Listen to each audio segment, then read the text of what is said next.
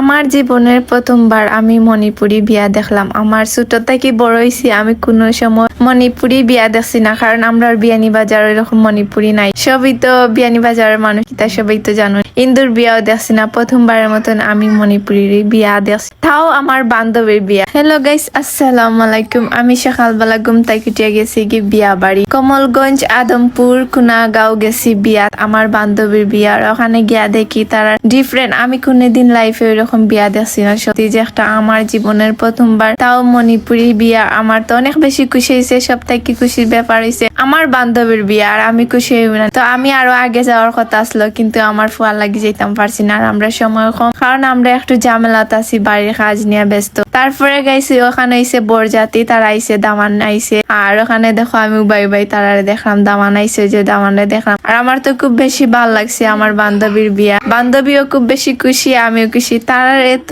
আমার লাইফে এরকম দেখছি না, তারার এত কিছু নিয়ে বরজাতি আওয়ার পরে দেখো গাইস কত কিছু তারা মাথায় নিয়ে আইসে, আর আমরা তো এরকম না, আমরা বিয়া ডিফারেন্ট। আর যাক আলহামদুলিল্লাহ আমি এরকম বিয়া দেখতাম পারছি। আবার আলহামদুলিল্লাহ কইরাম যে আপনারা মাইন্ড করবা না, আমার ইচ্ছা আসলো এরকম বিয়া দেখার, শখ আসলো যে মণিপুরি বিয়া দেখবো। সব তো একটাই আমরা মানুষ না, ধর্মটাই তো চেঞ্জ। আল্লাহ তো একজনই তো বানাইছে না, যার যারি ধর্মটা যার যারির কাছে সব থেকে বড়। তো ওখানে দামান আইসে, দেখো গাইস কত কিছু নিয়ে আইসে। আমি তো ওখানে উবাইয়া শুধু তারার এইগুলাই দেখলাম যে তারা কিতা অনেক কিরকম বিয়া করে না করে। আর ওখানে আমার ফুয়া দেখো গাইস, আমার কাছে মনে হয় কিতা ওই যে চায়নার না কোন দেশের সরকারের মতন তার ফেস কাটিং লাগে। আমি উঠিয়া কইলাম তোমার সরকার লাগে, চায়নার সরকার। তো এই নইসন দামদর ছোট ভাই চাচার গরো ভাই নাকি। আর আমার ফুয়া তো সবার সাথে মিলে, যারে দেখে তারে মিলে। আর আমি তো ওখানে বইয়া শুধু দেখলাম তারার যেগুলো অনুষ্ঠান কিলা করে না করে। আমরা তো অনুষ্ঠান করি কিন্তু ওই রকম না, আমরা অনুষ্ঠান গুলো ডিফারেন্ট, তারা অনুষ্ঠান গুলো ডিফারেন্ট। তো দামদর ভাই আমার বুঝার তারা কিতা করে না করে। আর আমি ওখানে গেলাম নাস্তা করা, তো আমরা সাথে ওখানে আরো দুই ভাই নাস্তা করা, তারা হিন্দু আর আমরা মুসলমান। তারাও আইসে মণিপুরি বিয়ে। তারপরে ওখানে কি তারা কিতা করে আর দাম ধরে কিতা করে এটা আমি জানি না, আমি জীবনে এরকম দেখছি না, প্রথমবার মতন দেখে আমিও ভাবলাম যে দামদে কিতা করে না করে। তো আমার এই দামদর ভাইয়ে বুঝা যেখানে কিতা করে। সবে কমেন্ট করবা যে আমি মুসলমান হইয়া ইন্দুর বিয়াত খানে গেছি। তো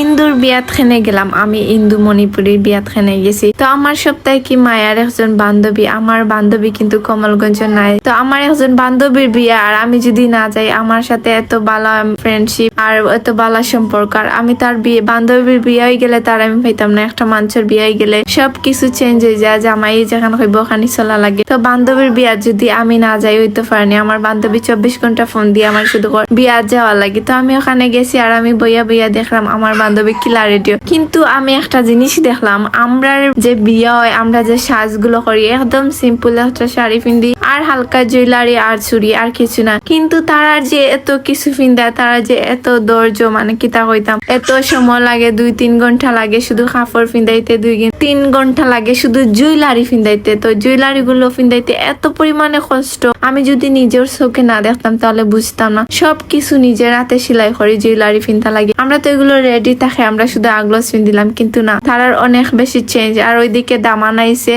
আর বউ সাজগুজ করা। তো এত অল্প টাইমে আমরা খাবার দিতাম পারছি না। আর রাইতে গেছে, তার বিয়ে তো রাইতকে এই দিন হয় না। তো আর রাইতে গেছে, আর ওখানে অনেক বেশি মানে জায়গাগুলো মানুষ কম, আমরা তাড়াতাড়ি করে আইছি আমার বাচ্চা এখান থেকে। ওখানে গিয়া সব পুরাটা বিয়া দেখতাম পারছি না আইসের ভিতরে। আর বউ সাথে লেট হয়ে গেছে বেশি, আমরা গেছি 4টা বাজে, কিন্তু বউ সাথে সাজতে হয়ে গেছে 7টা না 8টা হয়ে গেছে। তো আমরা পক্ষে সম্ভব না আর থাকা ওখানে। প্রায় 9টা বাজে আমরা ওখান থেকে বাড়ি গেছি, আর বউ সাজছে। আর এখন সাজগুজ শেষ না, বউ অনেক কিছু রয়েছে। আমি তো অবাক হয়ে গেছি যে তোমার এত কিছু কিতা লাগে। আমার বান্ধবী খালি ওয়েট করো, দেখবা আমার কিলা লাগে ওয়েট। আমার বান্ধবীর লাগে আমি বইতে আমার ফাও বেদনা হয়ে গেছে। বান্ধবী রেডি শেষ না, তো আমার বান্ধবী রেডি শেষ। এখন আমরা বান্ধবীরে লইয়া যাই, বান্ধবীর এখন ফটো ছবি ভিডিও সব কিছু করাইব। এখন আমার বান্ধবী কিতা কইছে, আপনারা ফোনলে আসতে আমার বান্ধবী আমার 1 ঘন্টা সময় দাও, আগে আমি ছবি তুলি ইচ্ছা মতো। কারণ বিয়া একবার লাইফে 2-3 বার হয় না, এই সময়টা আমি আর পাইতাম না,